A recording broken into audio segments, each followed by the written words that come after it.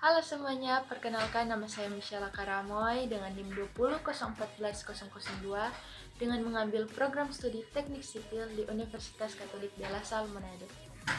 Pada saat ini saya akan menjelaskan tentang dua materi. Yang pertama yaitu gypsum dan yang kedua yaitu keramik. Apa sih yang dimaksud dengan gypsum? Gypsum adalah salah satu contoh mineral dengan kadar kalsium yang mendominasi pada mineralnya. Gypsum paling umum ditemukan adalah jenis hidrat kalsium sulfat. Dengan itu, gypsum menjadi salah satu dari beberapa mineral yang terurapkan. Proses pembentukan gypsum. Gypsum adalah mineral hidrous kalium sulfat yang terjadi di alam berbentuk endapan sedimen mendatar dan dekat dengan permukaan bumi dan memiliki sebaran yang luas. Endapan gypsum biasanya terdapat di danau, laut, mata air, dan jalur endapan belerang yang berasal dari gunung api.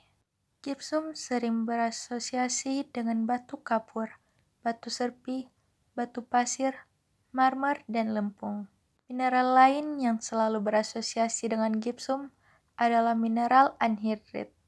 Sebagian besar endapan gypsum terbentuk dari air laut dan hanya sedikit yang berasal dari endapan danau yang mengandung garam. Gypsum juga dapat terjadi dari hasil kegiatan vulkanik, gas H2S dari fumarol bereaksi dengan kapur dan hasil pelapukan batuan. Sifat fisik dari gypsum, dia berwarna putih, kuning keabu-abuan, merah jingga, dan hitam. Massa jenisnya 2,31 sampai 2,35 gram per cm kubik. Ia juga keras seperti mutiara terutama di permukaan. Mempunyai konduktivitasnya yang rendah. Sifat kimia dari gypsum. Yang pertama, larut dalam air 2,1 gram tiap liter pada suhu 400 derajat Celcius.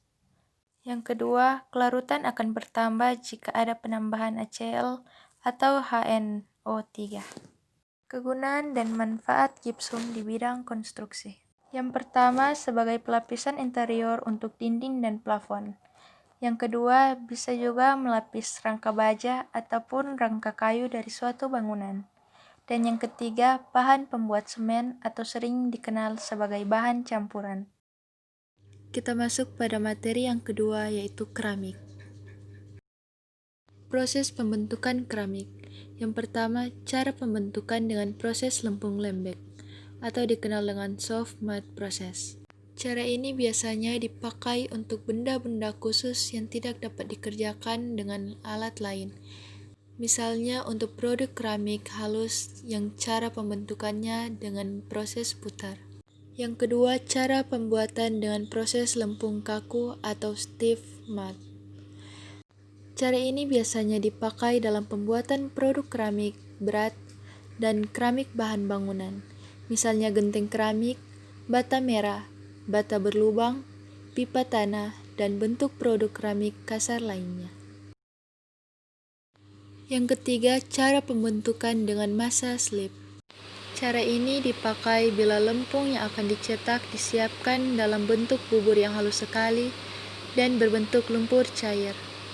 Cara pembuatan ini biasanya digunakan untuk membuat produk sanitair atau dikenal dengan doset atau wastafel.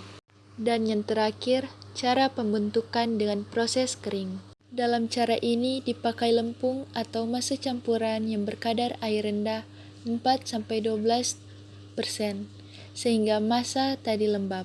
Cara ini umumnya dipakai untuk membuat produk keramik yang mempunyai kepadatan tinggi tetapi hasil bakarannya tidak sampai meleleh. Misalnya dalam pembuatan produk ubin keramik, bata klinker, dan bata tahan api.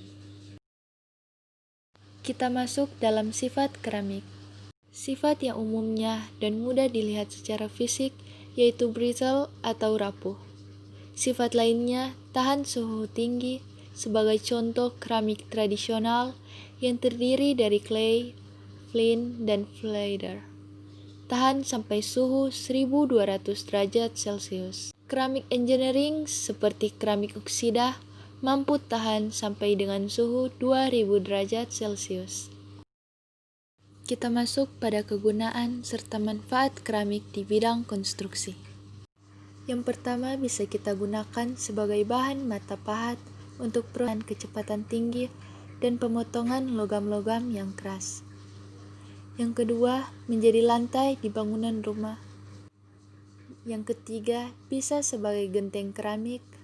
Dan yang keempat, bisa sebagai pipa-pipa keramik untuk pembuangan. Sekian dari presentasi saya mengenai dua materi, yaitu gypsum dan keramik. Mohon maaf jika ada kesalahan kata atau penulisan. Terima kasih.